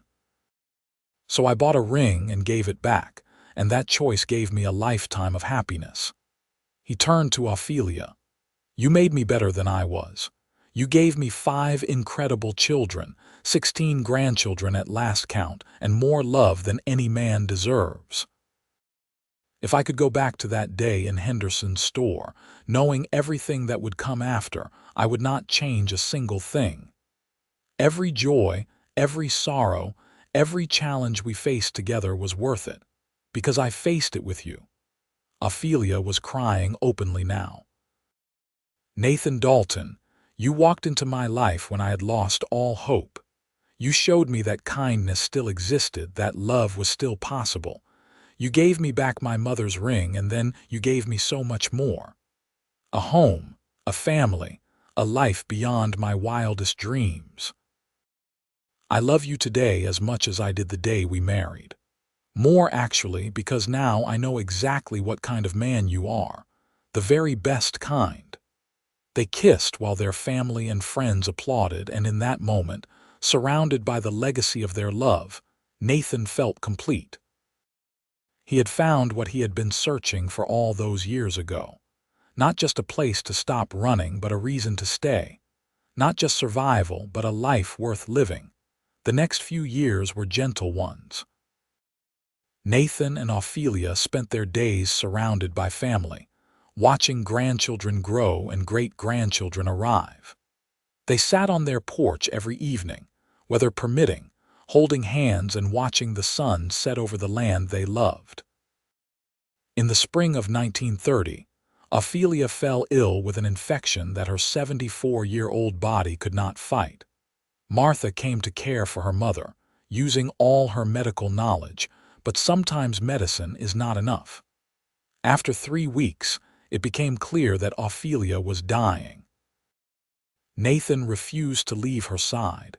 He sat in a chair next to the bed, holding her hand, talking to her about all the memories they had made together. Their children took turns visiting, saying their goodbyes, but Nathan never left. On a quiet April evening with the sun setting outside the window and Nathan holding her hand, Ophelia opened her eyes and smiled at him.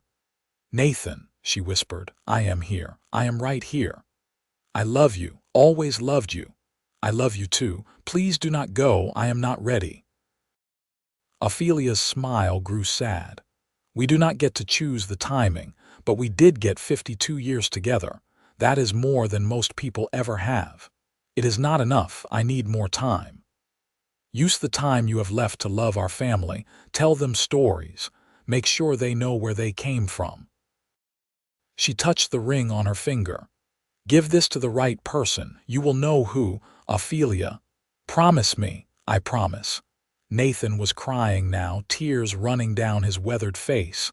"But I do not want to do this without you. You will not be without me." I will be in every sunset you watch, every memory you share, every moment you look at our family and see what we built together." She squeezed his hand with what little strength she had left. "Thank you, Nathan, for buying that ring, for seeing me, for loving me. Thank you for letting me. Thank you for everything." Ophelia closed her eyes, still smiling, still holding Nathan's hand. And as the last light of day faded from the room, she took one more breath and was gone. Nathan sat there for a long time, holding her hand, unable to let go. Finally, Martha came in and gently touched his shoulder. "Papa, she is gone. You need to let the others say goodbye. I know, just give me one more minute." He leaned forward and kissed Ophelia's forehead, then carefully removed the ring from her finger. It slid off easily, worn smooth from 52 years of wearing. He held it in his palm, this small circle of gold that had started everything, and felt the weight of loss crush down on him. "I will keep my promise," he whispered to his wife. "I will give it to the right person. And I will tell our story until I cannot tell it any more. I love you, Ophelia Dalton. I will love you until I see you again." The funeral was the largest Piñon had ever seen. It seemed like everyone in town and half the surrounding county came to pay their respects to the woman who had taught so many children, who had given so freely of her time and knowledge, who had embodied grace and strength in equal measure. Nathan stood at the graveside, surrounded by his children and their families, and watched as they lowered Ophelia's casket into the ground next to her parents. The circle was complete. She had come from this earth and returned to it, leaving behind a legacy that would echo through generations. In the months that followed, Nathan grieved deeply but quietly. He continued his routine of sitting on the porch every evening, though now he sat alone. He kept Ophelia's ring in his pocket, taking it out sometimes to look at it, remembering. His children worried about him, but Nathan assured them he was all right. "I am sad," he told James, "but I am not broken. Your mother and I had something rare and precious, and I am grateful for every moment. That gratitude is stronger than the grief." As the months passed, Nathan found purpose in keeping his promise to Ophelia. He told their story to anyone who would listen, making sure the younger generations understood where they came from. He wrote more in his journal, documenting not just his life with Ophelia, but the lives of all their children and grandchildren, creating a family history that would survive long after he was gone.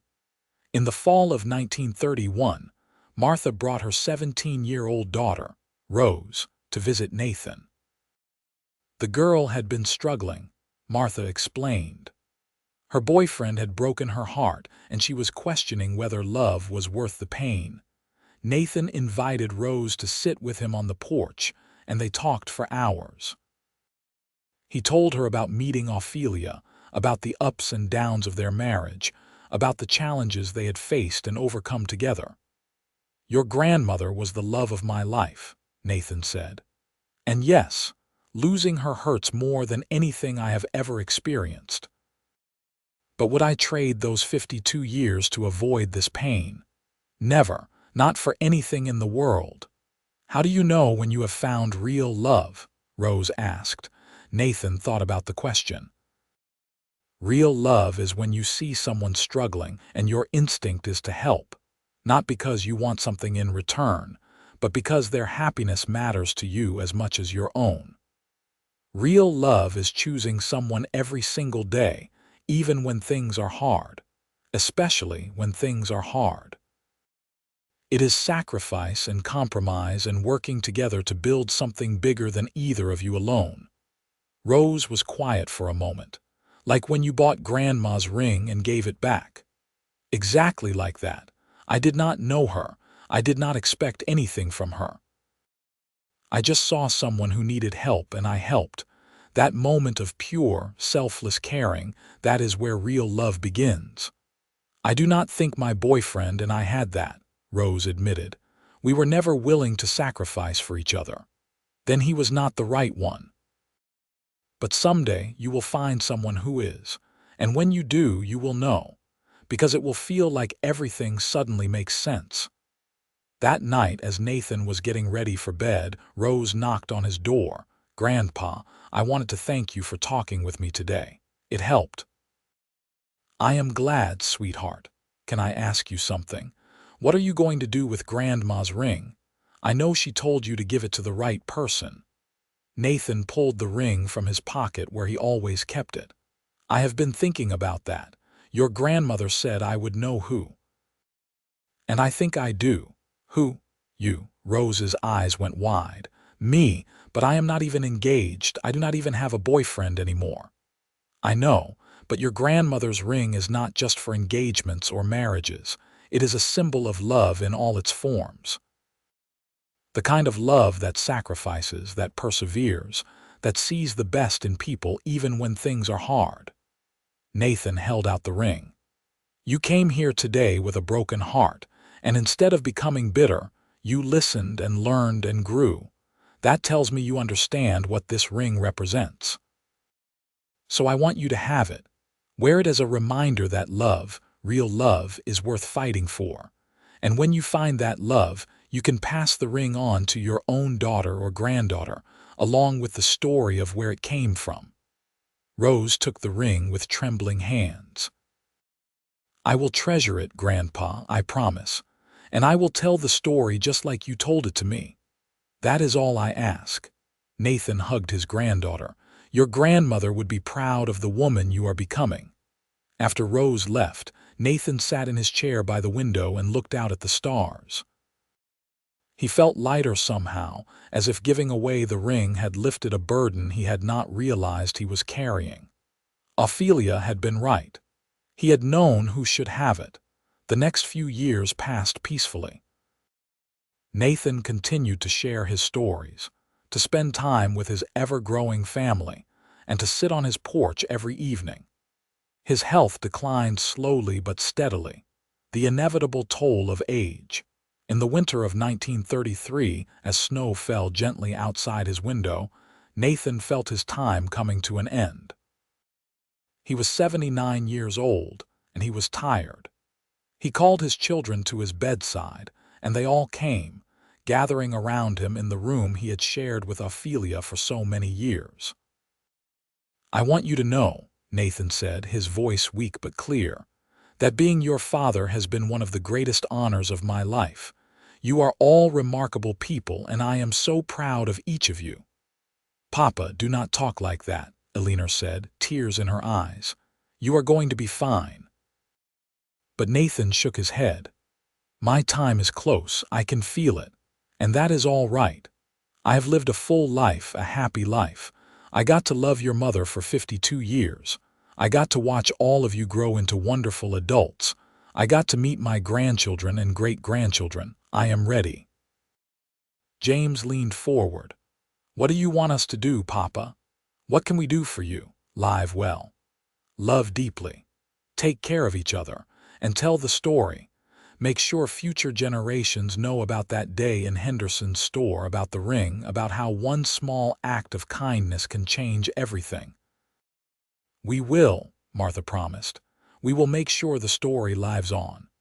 Thomas, Nathan's youngest, asked, "Papa, do you have any regrets?" Nathan thought about the question, looking at each of his children's faces. "Only one. I wish I could have had more time with your mother. But that is greedy, I suppose. We had more than most people ever do." That night, as his children took turns keeping vigil, Nathan drifted in and out of consciousness. In his dreams, he was young again, riding into Piñon on a hot August day. He saw Ophelia standing in Henderson's store, proud and terrified. He felt the weight of the ring in his palm as he gave it back to her. He remembered the first kiss, the wedding day, the births of his children, every sunset watched from that porch, every moment of joy and sorrow they had shared. Just before dawn, Nathan opened his eyes one last time. He could have sworn he saw Ophelia standing at the foot of the bed, young and beautiful, smiling at him. "Is it time?" he whispered. She nodded and held out her hand. Nathan smiled and closed his eyes. And as the first light of morning crept through the window, he took his last breath, finally reunited with the woman he had loved more than life itself. The funeral was held on a cold January day, and once again it seemed like all of Piñon turned out to say goodbye. They buried Nathan next to Ophelia, reuniting them in death as they had been in life. The headstone bore simple words: Nathan Dalton, 1853–1933. Beloved husband, father, grandfather, he loved deeply. At the reception afterward, Rose stood up to speak. She was now 19 and engaged to a young man who everyone agreed was perfect for her. She wore Ophelia's ring on her right hand, saving her left for the engagement ring her fiancé had given her. "My grandfather told me a story once," Rose began, her voice carrying across the crowded church hall. "About a day in August 1878, when he rode into Piñon with nothing but a horse and a leather pouch of coins. He went into a general store and saw a woman trying to sell her mother's ring because she was desperate to feed her sister. That woman was my grandmother, Ophelia." Rose went on to tell the whole story, just as Nathan had told it to her. The crowd listened in rapt silence, even though many of them had heard it before. When she finished, there was not a dry eye in the room. "My grandfather taught me that love is not about what you have, but what you are willing to give," Rose concluded. "He saw someone suffering and chose to help, expecting nothing in return. And that choice, that one moment of selfless kindness, created all of this." She gestured at the room full of people. "All of us. We are here because one man chose love over selfishness, because one woman chose to trust a stranger. That is their legacy. That is what they gave us." As Rose sat down, James stood up. "My father would want us to celebrate, not mourn. He lived a good life, a full life, and he died knowing he was loved.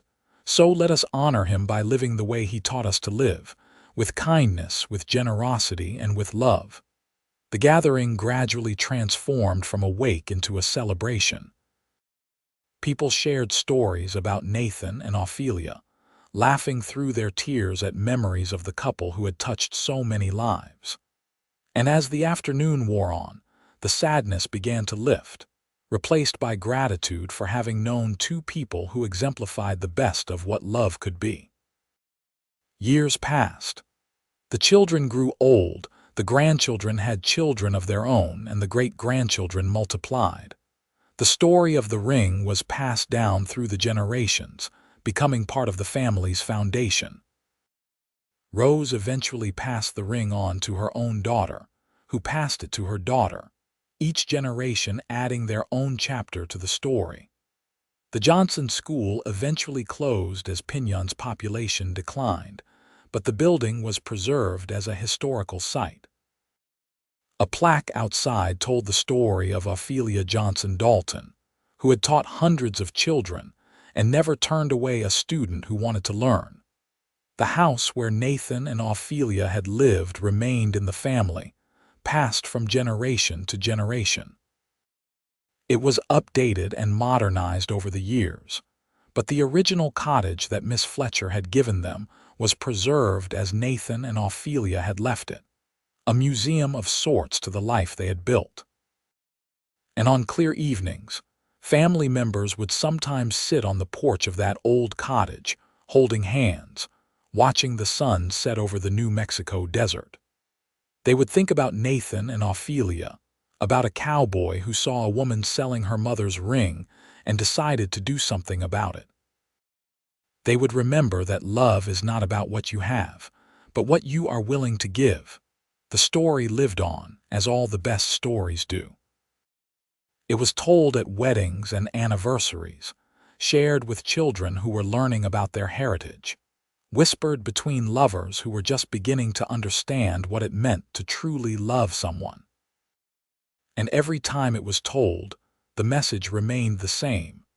That one act of kindness can change everything. that love is the most powerful force in the world, and that sometimes the most important thing you can do is help someone hold onto what matters most. In a dusty general store in 1878, Nathan Dalton had bought a ring and given it back. In doing so, he had purchased something far more valuable: a lifetime of love, a family that would span generations, and a legacy that would never be forgotten.